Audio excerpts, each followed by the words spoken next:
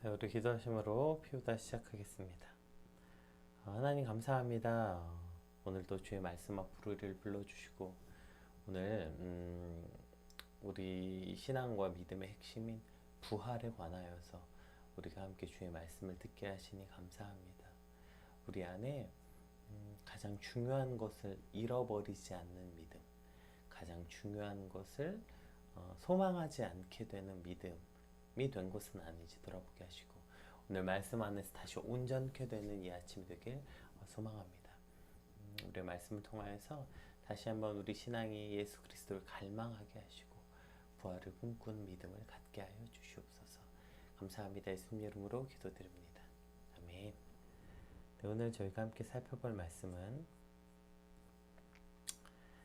고린도전서 15장 1절에서 11절까지 말씀입니다. 우리 같이 읽겠습니다. 형제들아, 내가 너희에게 전한 복음을 너희에게 알게 하노니 이는 너희가 받은 것이요 또 그 가운데 선 것이라. 너희가 만일 내가 전한 그 말을 굳게 지키고 헛되이 믿지 아니하면 그로 말미암아 구원을 받으리라. 내가 받은 것을 먼저 너희에게 전하였노니 이는 성경대로 그리스도께서 우리 죄를 위하여 죽으시고 장사 지낸 바 되셨다가 성경대로 사흘 만에 다시 살아나사 게바에게 보이시고 후에 12 제자에게와 그 후에 500여 형제에게 일시에 보이셨나니 그 중에서 지금까지 대다수는 살아있고 어떤 사람은 잠들었으며 그 후에 야고보에게 보이셨으며 그 후에 모든 사도에게와 맨 나중에 만삭되지 못하여 난 자 같은 내게도 보이셨느니라. 나는 사도 중에 가장 작은 자라. 나는 하나님의 교회를 박해하였으므로 사도라 칭함 받기를 감당하지 못할 자니라. 그러나 내가 나 된 것은 하나님의 은혜로 된 것이니 내게 주신 그의 은혜가 헛되지 아니하여 내가 모든 사도보다 더 많이 수고하였으나 내가 한 것이 아니요 오직 나와 함께 하신 하나님의 은혜로라. 그러므로 나나 그들이나 이같이 전파하매 너희도 이같이 믿었느니라. 아멘. 저희가 이제 14장까지는 그 교회 안에 은사에 관한 문제에 대한 결론을 내렸고, 이제 그 전에는 교회 안의 현안들에 대해서, 고린도 교회 안에 있었던 그 현안에 대해서 사도 바울이 목회적 답변을 주고 있는, 계속 그 연결선상에 있죠. 그래서 이제 그 목회적 현안, 또 다른 이제 은사에 대해서는 결론이 나고 또 다른 현안인 주제가 등장하는데 그것이 바로 부활에 관한 이야기입니다. 당시 고린도 교회 안에서 이제 교인들 일부가 부활에 대해서 굉장히 회의적인 태도를 취하고 있었다고 해요. 그러니까 이 부활에 대한 회의적인 태도가 어떻게 해서 고린도 교회에 침투하게 되었는가는 뭐 구체적으로 기록되어 있지 않지만 아마 당시 유행하던 이 헬라 사상의 영향이 컸던 것으로 보여요. 그래서 이제 헬라 사상의 영향으로 여러 번 얘기했던 이 영지주의자들의 그 사상이 컸겠죠. 그러니까 이 헬라 철학의 전통은 영혼의 가치에 비해 몸은 천시하고 심지어 몸과 물질을 악의 근원으로 여기는 경향이 있었다고 이제 여러 번 말씀드렸잖아요. 그런 것에 이제 영향을 받아서 영지주의 이단이 나왔고요. 어쨌든 그랬던 것처럼 따라서 지금 몸이 다시 사는, 그러니까 인간이 다시 부활한다는 것에 대해서 이런 회의적인 질문들이 계속 있었던 것을 볼 수 있습니다. 그러니까 헬라 사상 체계에 익숙한 이들에게 영혼의 불멸은 매력적인 어떠한 것일 수 있겠지만 몸의 부활은 그다지 그들에게는 뭐 끌리지 않게 되는 어떤 이론이었던 것이죠. 따라서 당시 고린도 교회에 이제 부활에 대한 강한 열망을 가진 사람들, 이 사람들이 이제 대부분 아마 그 종이나 어렵게 산 이들이었겠죠. 그런 사람들과 더불어 부활이 없다 하는 이들의 상반된 견해를 가진 사람들이 있었고, 이로 인해 교회의 논쟁이 있었던 것으로 보입니다. 그리고 그것에 대한 바울의 목회적 가르침과 답변이 이제 오늘 본문에 기록되어 있어요. 우리 먼저 1절에서 4절 한번 같이 살펴보겠습니다. 형제들아, 내가 너희에게 전한 복음을 너희에게 알게 하노니 이는 너희가 받은 것이요 또 그 가운데 선 것이라. 너희가 만일 내가 전한 그 말을 굳게 지키고 헛되이 믿지 아니하면 그로 말미암아 구원을 받으리라. 내가 받은 것을 먼저 너희에게 전하였노니 이는 성경대로 그리스도께서 우리 죄를 위하여 죽으시고 장사 지낸 바 되셨다가 성경대로 사흘 만에 다시 살아나사까지 한번 살펴보겠습니다. 그러니까 형제들아, 내가 너희에게 전한 복음을 너희가 알고 너희가 그 가운데 섰고 이미, 그리고 그 전한 말을 지키면 구원을 받을 거다. 그럼 여기서 사도 바울이 말한 전한 복음과 전한 말이 같은 말인데 그게 뭐냐면 3, 4절에 기록되어 있죠. 그리스도께서 우리 죄를 위하여 죽으시고 장사되고 다시 살아나신 것. 예, 이 세 가지 이것이 복음의 핵심이라고 말하는 거예요. 그러니까 그리스도께서 장사되심, 그러니까 그리스도께서 죽으심, 장사되심, 그리고 살아나심. 이것이 바로 복음의 핵심. 여기에 뭐가 포함되어 있어요? 즉 부활, 이것이 강조되어 있는 거예요. 그러니까 부활이 복음의 핵심이다. 이것을 지금 강조하고 말하고 있습니다. 특별히 4절에 보면 예수님이 장사된 바 되셨다가 다시 살아나신 이 사건, 이 두 가지 다 사실 과거에 일어난 사건이잖아요. 그런데 이 장사된 바 되었다가는 과거 부정형으로 표현했어요. 그러니까 이것은 과거에 일어난 사건으로서 표현했고요. 부활하셨다라는 이 부활하심은 완료형 동사를 사용했어요. 그러니까 완료형 동사라는 건 예수님의 부활이 과거에 일어났던 사실임에도 불구하고 그 앞에 말했던 장사된 바 되셨다가와 다르게 그러니까 단순히 예수님의 부활이 지나간 역사적 사실이 아니라 예수님께서 부활하신 예수님은 지금도 살아계시고 앞으로도 변함없이 살아계실 것임을 나타내고 있는 표현인 것이죠. 즉 지금 바울이 말하고자 하는 이 복음은 예수께서 단시 죽으시고 장사된 바 되셨다 다시 살아나셨다, 지금 이 이야기를 말하고 싶은 게 아니라 예수 그리스도와 그 성도 간의 연합이라는 측면. 그러니까 우리가 예수님과 우리가 하나의 연합되면 어떻게 되냐면 예수 그리스도께서 죽으셨던 것처럼 그리스도인들도 죄에 대해서 죽었다가 부활하게 되는, 그 예수님과 함께 다시 부활하게 된다는 근거가 된다는 거죠. 그리스도의 믿음으로, 우리가 예수 그리스도를 믿음으로 그리스도와 연합된 성도 역시 그리스도와 함께 죄에 대해서 죽었고 그리스도께서 사망 권세를 이기시고 부활하신 것처럼 장차 우리도 부활하게 될 것이다. 이것이 바로 복음의 핵심이라는 거예요. 이것이 바로 바울이 전한 복음이었다는 것이죠. 지금 이것을 설명하고 있는 것입니다. 근데 이 당시 이제 이 부활에 대해서 이제 회의적이거나 부활에 대한 논쟁 이 자체에 대해서 복음 자체를 훼손시키는 것이고 그것이 복음의 핵심을 변질시키는 것을 2절에서 보면 내가 만일 내가 전한 그 말을 굳게 지키고 헛되이 믿지 아니하면 그로 말미암아 구원을 얻으리라. 그 만약에 믿지 아니하면 당연히 구원을 얻지 못하리라, 이런 표현이 되겠죠. 즉 그래서 뒤에 이제 사실 오늘 본문에 등장하지 않고 오늘 본문에 보면 14절 이제 보면 그리스도께서 만일 못 살아났으면 우리가 전파하는 것도 헛것이요 너희의 믿음도 헛것이다, 이렇게까지 표현하고 있어요. 그러니까 부활이 없으면 이 복음 자체가 헛거라는 거예요. 그래서 지금 이 바울에겐 이 부활의 복음, 부활의 신앙이 지금 복음의 가장 핵심적인 것이다, 이것을 지금 강조해서 말하고 있는 것입니다. 또 그리고 이것은 그냥 어떤 교리가 아니라는 거예요. 우리 계속해서 볼게요. 우리 5절에서 7절까지 한번 볼까요? 게바에게 보이시고 후에 12제자에게와 그 후에 500의 형제에게 일시에 보이셨나니 그 중에 지금까지 대다수는 살아있고 어떤 사람은 잠들었으며 그 후에 야고보에게 보이셨으며 그 후에 모든 사도에게와 8절까지 읽을게요. 맨 나중에 만삭되지 못하여 난 자 같은 내게도 보이셨느니라. 그러니까 지금 이 그리스도의 죽으심과 장사되심과 부활하심은, 근데 우리가 자꾸 이것을 뭐랄까요, 너무 교리로서 익숙한 거예요. 이게 그러니까 교리적으로 그치 이것을 믿는 사람이 구원을 얻겠다, 어떤 공식과 같고 어떤 교리와 같은데 이것은 교리가 아니라 그냥 일어난 사실이라는 거예요. 팩트라는 거예요. 그래서 이걸 지금 그대로 설명하고 있는 거죠. 예수님께서 그 죽으시고 부활하신 사건은 맨 처음에 게바에게 보이셨고 베드로에게 보이셨고, 이제 뭐 사실 베드로에게 맨 처음 보인 건 아니시죠. 그 여인들, 무덤에 찾아갔던 여인들에게 보이셨고 또 그 뭐죠, 엠마오로 가던 제자들에게도 보이셨고 그 후에 이제 12제자에게 보이셨는데, 게바에게 보이셨다는 표현은 뭐 여러 가지 의미가 있습니다. 우리 시간 관계상 뭐 끝까지 해석하지 않더라도 어쨌든 게바에게 보이셨고 12제자에게 보이셨고 그리고 500여 형제에게 일시에 보이셨다. 그리고 그렇게 예수님을 본 사람들의 대다수는 바울이 지금 이 복음을 쓸 때 여전히 살아 있었다는 거예요. 여전히 대부분 살아 있었고, 그리고 이제 야고보에게도 보이셨다. 예, 이제 여기서 이제 야고보가 누군가에 대한 그 야고보가 누구냐? 그 예수님의 제자 야고보와 그 뭐죠? 예수님의 형제 야고보, 이제 두 야고보가 이제 있는데, 지금 어떤 야고보인지 기록되어 있진 않지만 대부분의 이제 그 전통적 해석 방법으로는 예수님의 그 동생, 그러니까 형제 야고보로서 이 야고보가 누군지를 예, 설명하고 있어요.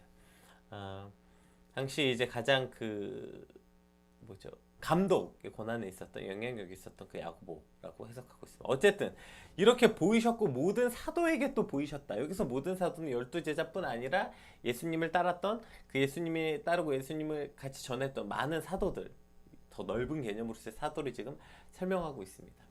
어쨌든 이것이 실제로 일어난 사건이었고 자신들은 그 실제로 본 사건을 전하고 있다. 지금 이렇게 말하고 있는 것입니다. 사실 이런 생각을 해봐요. 그러니까 지금 요한일서 우리가 함께 살펴볼 때도 살펴보았던 것처럼 그 당시에 수많은 이단들에게 이제 마지막 남은 사도로서 요한이 뭐라고 전하냐면, 내가 너에게 전하는 것은 내가 보고 듣고 만진 바라. 그러니까 내가 예수 그리스도와 함께 내가 직접 보았고 듣고 만진 걸 난 그대로 전하는 거야. 이렇게 말한 거죠.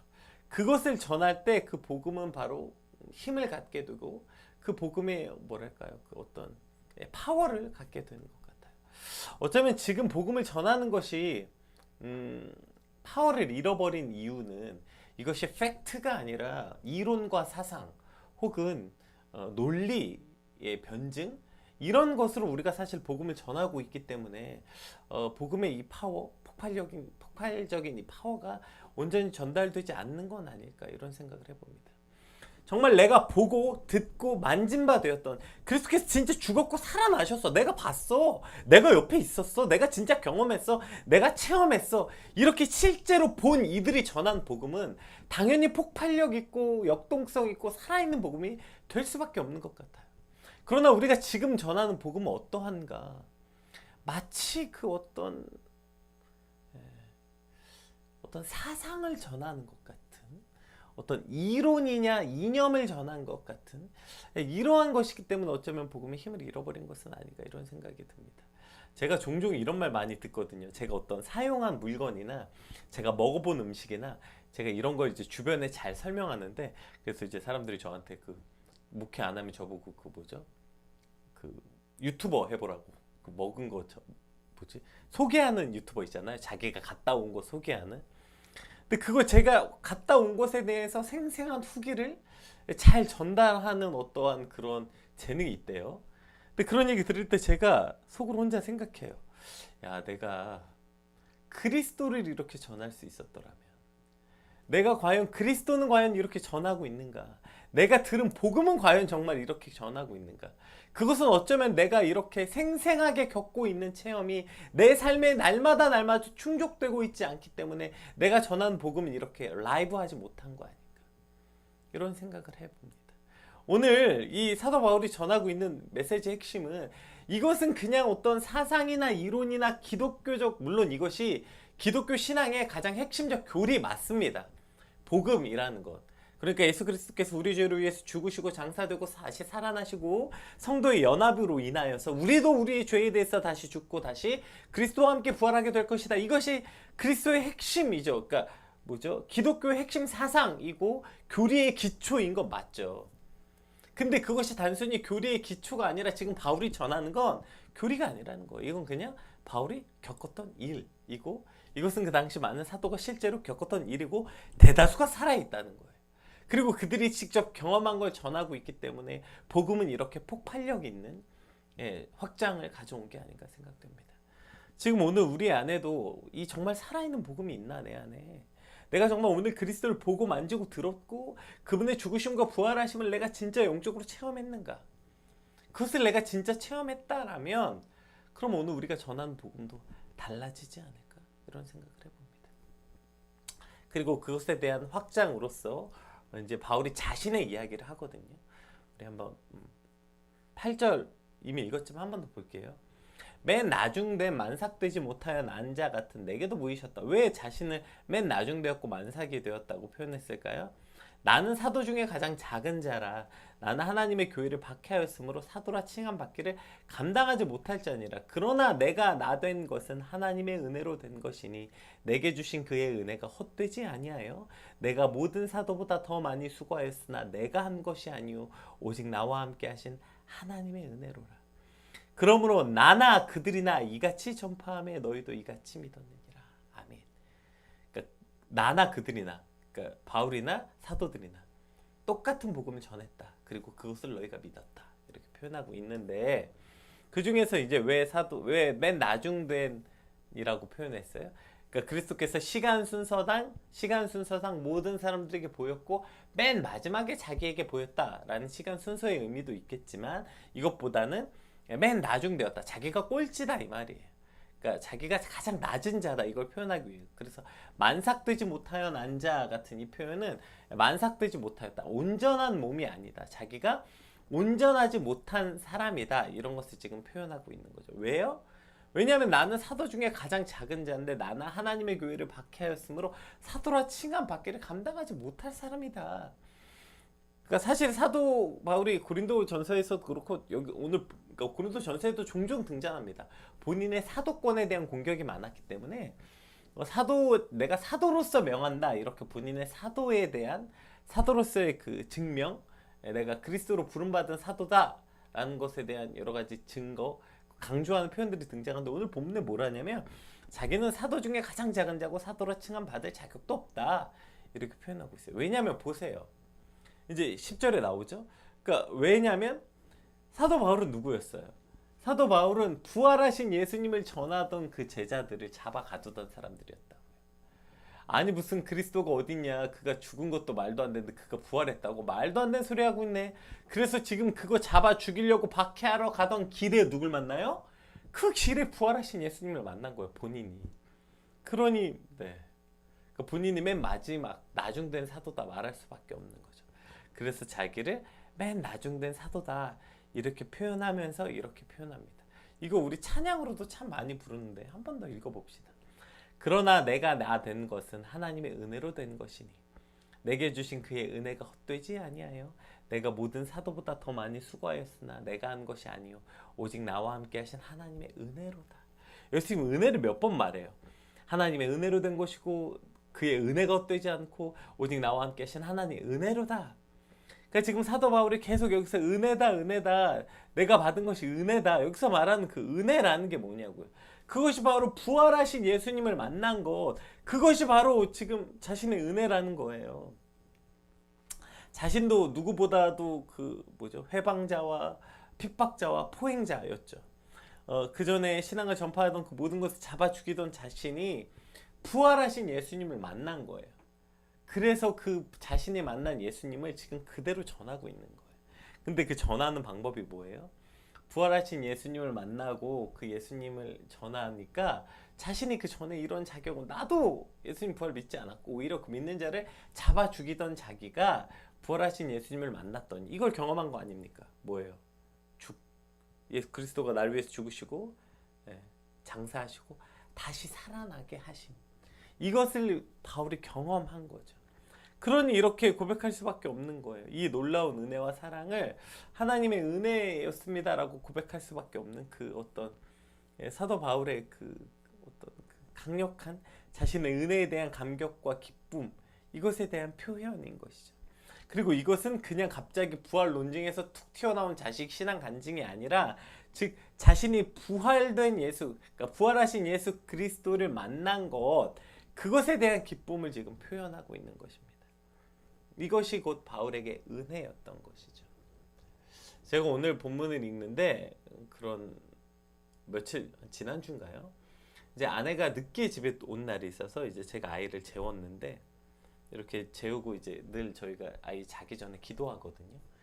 근데 기도하는데 요즘에 저희 아이가 이제 말을 좀 잘해요. 막 이제 이런저런 문장도 써보려고 하고. 근데 아마 자기 전에 어두우니까 종종 무서운가 봐요. 근데 갑자기 아이가 누워서 저한테 그러더라고요. 이제 기도하자 이랬는데 갑자기 아빠, 하나님이 하진이 지켜줘요? 라고 물어보더라고요. 근데 그 말을 했는데 제가 아이를 안고 침대에 정말 펑펑 울었던 것 같아요. 아주 오랜 시간. 왜 그랬냐면 저 아주 단순한 진리. 여러분, 하나님이 그래, 하나님이 하진을 지켜주셔 라고 말하고, 그것이 마치 하나님의 음성이 저한테도 들리는 것 같아요. 그리고 그리고 너도 지켜준단다, 이런 하나님의 나를 지켜주신다는 저 아주 핵심적인 간단한 진리가 내 삶에 없구나, 이걸 제가 알게 된 거예요. 그 하나님의 나를 지켜주신다는 그 기쁨과 감격과 그 구원의 놀라운 어떤 것들이 내 안에 지금 없구나, 이걸 깨닫게 됐어요. 그리고 그 구원의 감격이 다시 제게 회복됨으로 제가 그날 그렇게 펑펑 울었던 기억이 나요. 오늘 사도 바울이 지금 이 부활에 대해서 왜 이런 말을 하고 있는 겁니까? 지금 사도 바울이 그 부활의 감격을 은혜로 표현하고 있는 거예요.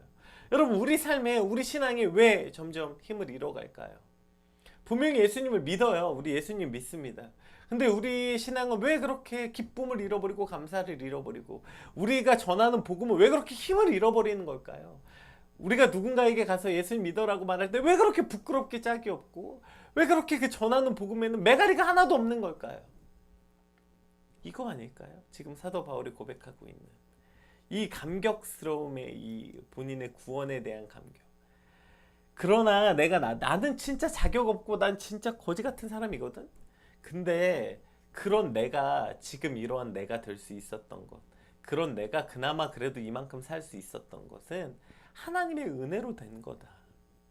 그 모든 것이 내가 한 것이 아니라 다 하나님의 은혜로 된 것이다. 우리 삶의 이 구원의 감격, 특별히 이 부활의 감격, 죽고 다시 살아나는 것. 여러분, 근데 우리가 여전히 계속 우리가 죄에 대하여 고난과 고통에 대하여 계속 죽고만 있는 거 아닙니까?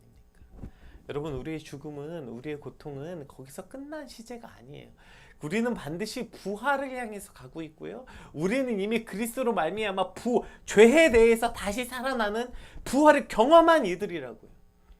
죄에 대해서 다시 죽었다 살아남을 경험한 이들, 그리스도와 함께 죄에 대해서 다시 살아난 그 이 부활의 감격이 우리 안에 있을 때 우리는 온전히 그리스도를 전할 수 있고, 우리 삶에서도 다시 한번 그 구원의 감격이 회복될 수 있게 되는 것입니다. 오늘 특별히 오늘 이 부활에 관한 이야기 속에서 오늘 내 믿음이 부활의 감격이 있는가, 오늘 부활의 신앙이 있는가, 다시 한번 되돌아보는 그런 아침이 되었으면 좋겠습니다. 하나님, 오늘 말씀 붙잡고 함께 기도할 때 우리 안에 이 구원의 감격, 특별히 이 부활의 감격이 우리 안에 살아 숨쉬는 오늘이 되게 하여 주시옵소서. 그리스도 믿는다고 말하면서 하나도 기쁘지 않고 그냥 질질 끌려다니는 믿음이 아니라, 정말 하나님이 살아계셔서 나와 함께 계시는 그 부활하신 예수 그리스도로 인한 기쁨과 구원의 감격이 차고 넘치는 주말이 되게 하여 주시옵소서.